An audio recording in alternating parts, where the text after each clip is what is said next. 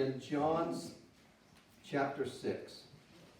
If you remember, we had just talked about how Jesus was standing before the religious leaders and they were mad at him because he healed on the Sabbath. And we have to kind of go back to Matthew, Mark, and Luke. In Matthew 14, Mark 6, and Luke 9, it gives you the full story, basically, of what went on. After Jesus healed on the Sabbath, he called his disciples together. He prayed over them, and he says, I'm giving you power to heal and power over evil spirits. And I'm going to send you out in twos. Now, don't take anything with you. Don't even take an extra walking stick. You can't have any extra shoes, not even an extra coat. Because you're going to be provided for on your trip. And whatever you do, don't take any money because you don't need it. God's going to provide. So he sent them out. In the meantime, Herod the king got word about this guy named Jesus. And he got mad. Because people were turning to Jesus and not him. He thought it was John the Baptist, so he went and had John the Baptist arrested. John the Baptist then said, you know what, King Herod, you shouldn't be marrying that woman you're going to marry. Herodia, I think is her name. I can't ever pronounce her names. But anyway, you shouldn't marry her because that's your brother's wife. Well, he didn't listen. He went ahead and did that. Then, it was his birthday. So she, the brother's wife, sent her daughter down to dance for King Herod. Well, he was so taken by her, he said, I'll give you anything in my kingdom. Well, mom and daughter had been talking, and she said, I want John the Baptist's head in a charger. Well, he couldn't back down then. I mean, it was in front of everybody that he told them that, so they cut off John the Baptist's head, presented it to him. Now, the disciples were coming back. At this time here in John 6, the disciples were coming back with some amazing, amazing accounts of what had happened. They were excited. They were like jazzed up and ready to go. Also, they brought news of John the Baptist being beheaded. So Jesus was dealing with sorrow and excitement, and he said, hey, let's go get alone. So they went over the sea, and this is where we pick it up in John 6. He said, man, I want to get alone, and I want to hear about all of the good things that you guys did, what you saw, how God blessed you, and how he blessed the people. Then I also want to hear about what exactly happened to John the Baptist. So he was dealing with grief and sorrow. Well, they went out there into the wilderness. They went across the sea. And guess what happened? A gob of people showed up. I mean, it's a grundle, guys. They say 5,000 men. When you add in the women and children, it comes to about 20,000 people is what they estimated, okay? 20,000 people showed up. Jesus had to set aside what he wanted to do. He had to say, God's work is more important than my feelings. There's a lesson here, folks. How many times have we been distracted and got mad about it because it was God's work that we got distracted with? Oh, man, I don't want to do this. How could he ask me to do this now? Of all the things. You ever been there? I'm guilty. Yeah? Well, Jesus didn't do that, did he? He looked out and he saw the grundle of people, and he said, come on. I want to teach, and I want to heal, and I want to love you like my Father loved you. He set aside his plan for God's plan. So as we pick that up, I want to share a story with you. Cowboy Joe worked on the ranch all his life. He decided one day, he went to the boss and he said, boss, I want to go into the city. I want to see what that's all about. And he said, well, by golly, take the pickup and go on in.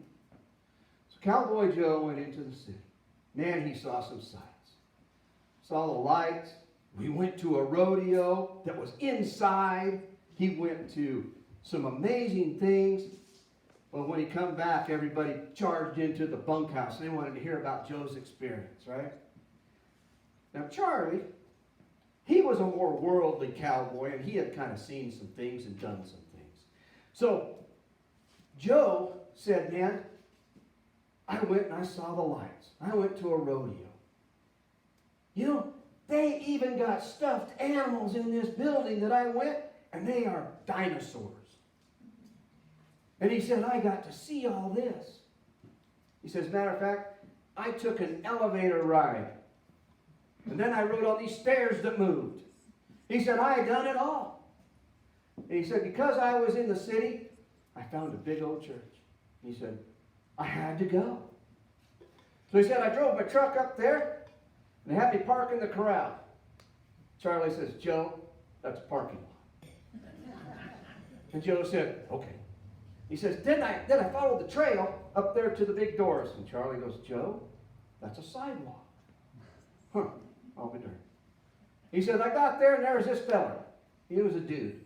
He was all dressed up, shook my hand, and he gave me a piece of paper. Charlie goes, Joe, that was an usher, and he gave you a bulletin. And he goes, okay, well, I went into the next door, and there's another dude there.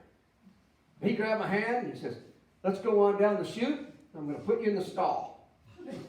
And Charlie goes, Joe, that was another usher, and he took you down the aisle to your seat.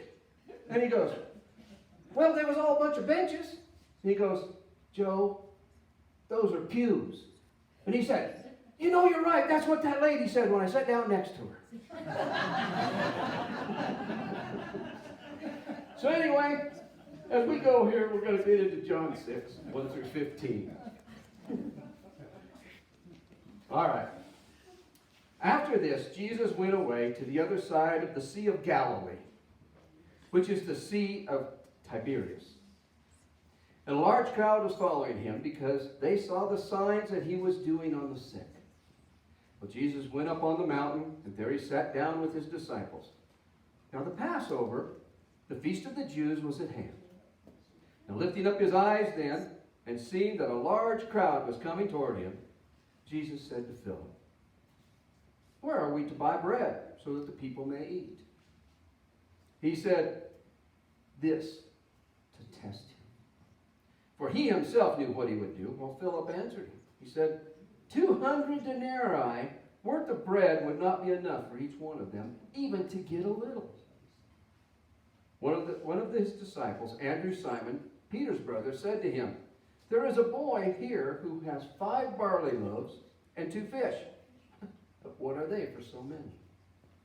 Well, Jesus said, have the people sit down. Now, when you look at the other Gospels, and I want to point this out, Jesus had them sit down in an orderly manner, in 50s and in hundreds, groups of 50s and hundreds, okay? So they didn't just plop down. It was organized how he had them sit down, okay? Now, there was much grass in the place, so men sat down, about 5,000 in number of men. Jesus took the loaves. When he had given thanks, he distributed them to those who were seated. So also the fish, as much as they wanted. And when they had eaten their fill, he told the disciples, gather up the leftovers, the fragments, that nothing may be lost. So they gathered them up, filled 12 baskets with fragments from the 5 barley loaves left by those who had eaten. When the people saw the sign that he had done, they said, this indeed is the prophet who has come to save into the world. Now perceiving, this is Jesus, perceiving that they were about to come and make him by force to be their king, Jesus withdrew into the mountain by himself. What a neat account. We see so many things that have happened here. Like I say, that Jesus put aside what he really wanted to do that day to minister to God's people. That's the first thing. You know, Jesus wanted to be alone with his disciples. He wanted to take time. Do you ever have someone in your life that's kind of a drain on you? You see their number come up on your cell phone and you go, oh no. Yeah, apparently some people have that. You can hear them giggling, right? But Jesus didn't have that, did he? He didn't have that feeling. He knew what true compassion and love was all about. He knew what true obedience was all about. He wanted to be obedient to his Father first and foremost above what he wanted to do. When Jesus looked out there at those people, he realized they didn't come because they didn't have needs. They came because they were looking for something. No different than in today's society, folks. People need hope. And the hope that we can give them is eternal, and it never will fail. When we think that our time is more important than God's, what does that do? You ever heard someone say, I need a me day? You ever heard that? That phrase just grinds on me. I need a me day. Oh, you do? How's that going to honor God? How do you, by gathering into yourself, honor God? When he says, go ye therefore and make disciples of all nations, I don't see a me day written in there, folks. I just don't catch it. Maybe I missed it. When we say we need a me day, we dishonor God. Because we've turned it to us and not him. Now, I'm not saying that all me days are bad. If you're doing that and you're fasting and you're praying and you're doing that because you want to draw closer to God, trust me, that's not a me day. But if you call it that and that's what you're doing, praise God, do it. Anyway, Jesus told his disciples to look out there, and how are we going to feed these people? Well, first one said, number one, we ain't got enough money. Next one said, look, there's this boy, he's got 5 loaves and 2 fish. Before anything could happen, that boy had to yield those 5 loaves and 2 fish, didn't he? He had to be willing enough to say, here, I'll give you whatever I got. What's that lesson that we just learned from God? I may not be sufficient, but you know what, Lord? I'm going to give you all I got. And you'll make it sufficient. That old saying that we say in this church so much is, he doesn't send the equipped, but he equips those whom he sends. That's what he's doing. He equipped that boy to have a willing heart to say, here it is. I'll give you my all. Well, what happened then? Let me tell you what. That fed 5,000 men, 20,000 people. Now, in the midst of that 20,000 people, you know there were teenage boys. And if you got leftover with teenage boys at your plate, you've done something, folks. I guarantee it. All right? If there was enough to fill up 12 baskets. That's how abundant God's love is. He filled up teenage boys. I've yet to been able to do that with my 2. But you know what? He did. And there were leftovers. Now think about this. 12 baskets. 1 for each disciple. And what did Jesus just do? He sent his disciples out with nothing. And he said, God will provide. And then they picked up 12 baskets of leftovers. 1 for each disciple. Because what? He just proved again that God will provide. And what did they do for that? Nothing. They just believed that he could do it. Isn't that amazing? But this isn't the first time this has ever happened.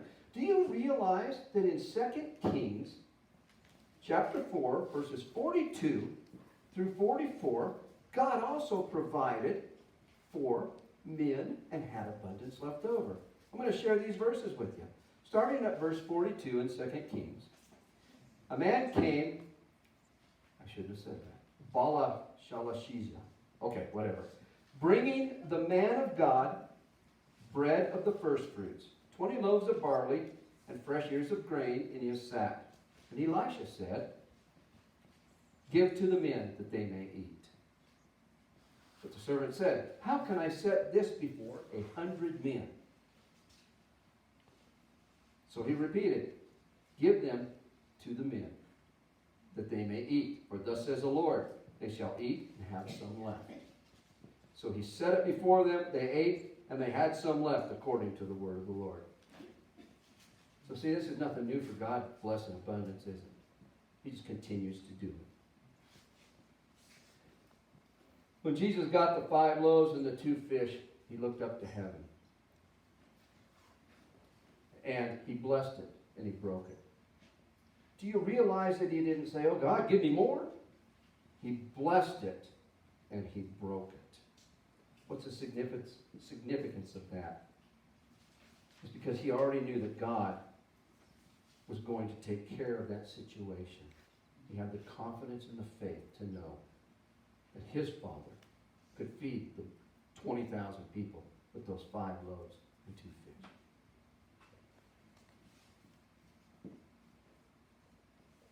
He blessed it for the blessing that God had already given them. Did you understand that?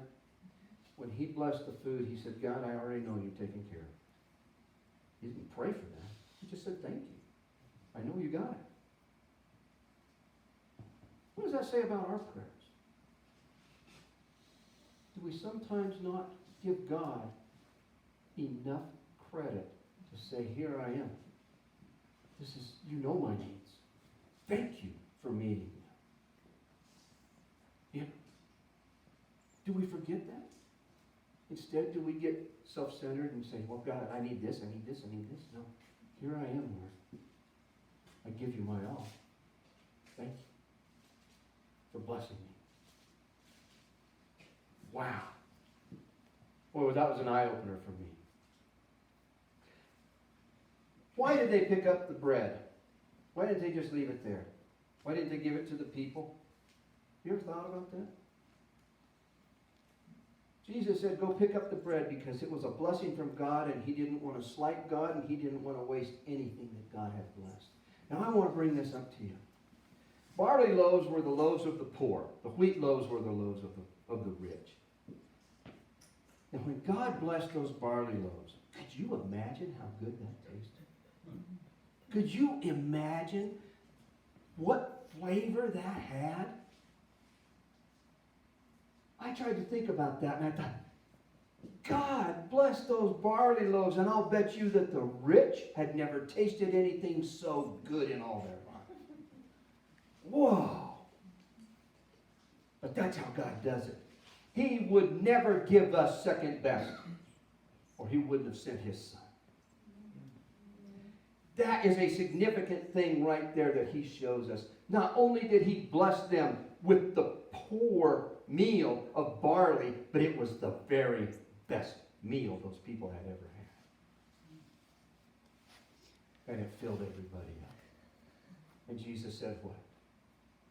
Those who come to me will never thirst. Those who come to me will never hunger for righteousness' sake. Isn't that amazing? He just fulfilled what Jesus was talking about in chapter 5 of John. God just fulfilled that. Now, bread was eaten, but wouldn't have been eaten without the willingness of the boy who surrendered it. What part of your life have you not surrendered to God today? What part of your life are you holding back and saying, no, God, I got this, but you can have this? Dina gives me this great example, in the sign language, this is surrender, right? Okay. How many times do we do this? Huh? Anybody guilty besides me? Yeah. He's just saying, give me your all. And you know what? I'll give you more. Now, this is not a prosperity message. Do not take it as that. What I'm saying is when you give your all to Jesus Christ, the blessings that come down are from the Almighty God himself. And they bless you in ways you have never thought of. Either in knowledge, understanding, wisdom. He may bless you with finances. He may bless you with blessings of food. But when you surrender all, you know that God's got this. And you don't have to worry about it. That's why worry is a sin. Worry's a sin because we've forgotten that God's got this and we haven't surrendered it. That's the sin of worry, is the lack of surrender. So I come to you this morning and I'm asking you this. Is there something that you need to surrender, to give up to God, to have a willing relationship with Him, to walk in the fullness of His grace, His mercy, and in the righteousness of God? Do you long for that? Do you find something that's in the way of that? I ask you this morning, surrender it all. We're going to sing a song here at the end, and I believe it's I Surrender All, isn't it, Dina? Have you surrendered all? Are you willing to just go like this and say, here it is, God. I got nothing to offer. Because it's only through you that you sent your Son Jesus to wash me in His blood, that I'm even able to come into your presence. So, Father, I surrender all. And we're going to sing that song now. Please stand.